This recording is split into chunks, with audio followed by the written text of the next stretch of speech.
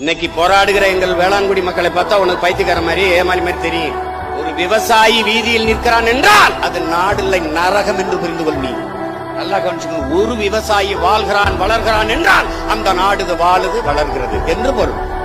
ஒரு நாட்டில் விவசாயி வாழ முடியாமல் தற்கொலை செய்து கொண்டு சாகிறான் என்றால் அது நாடு இல்லை சுடுகாடு என்று பொருள்.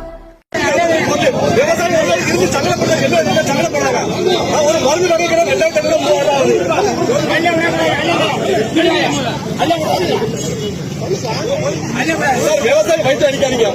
உருவாக்க நாங்க பட்ட கஷ்டம் தான் தெரியும்.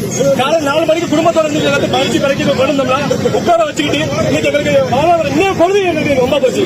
ஒரு மருந்து 2500 ரூபா எங்களுக்கு மாறி இருக்கா? ஒரு மருந்து அடிச்சாலும் ஒரு பாத்துக்கு கூட அடிக்க முடியாது. அடிக்க முடிய மருந்து உருவாக்கி பொருளை உருவாக்கி கொண்டு வருவோம். இது உங்களுடைய போராட்டம் எங்களுக்கு தான் கஷ்டம். 10 ரூபா பொருளா நாங்க கொண்டு சாப்பிட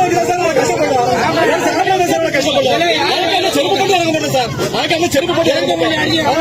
என்ன யாரும் பார்க்கும் நீங்க பொழுது யாருக்கு என்ன செய்ய முடியும்?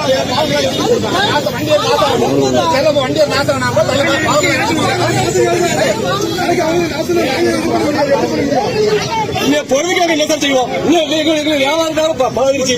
இன்னைக்கு காலையில் கொண்டு இருக்கேன் பாடுபட்டதான் பொருளாக உருவாக்க அதான் கொண்ட வரைக்கும் மார்க்கெட் அரப்பி சொல்லிட்டாங்க. இந்த பொருளுக்காக இந்த நாளைக்கு விற்க முடியுமா?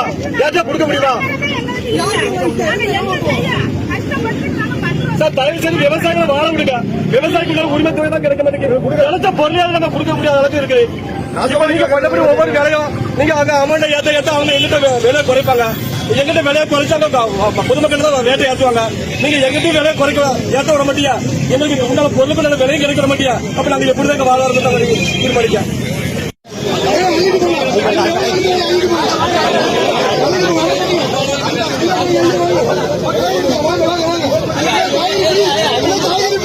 காய்கறி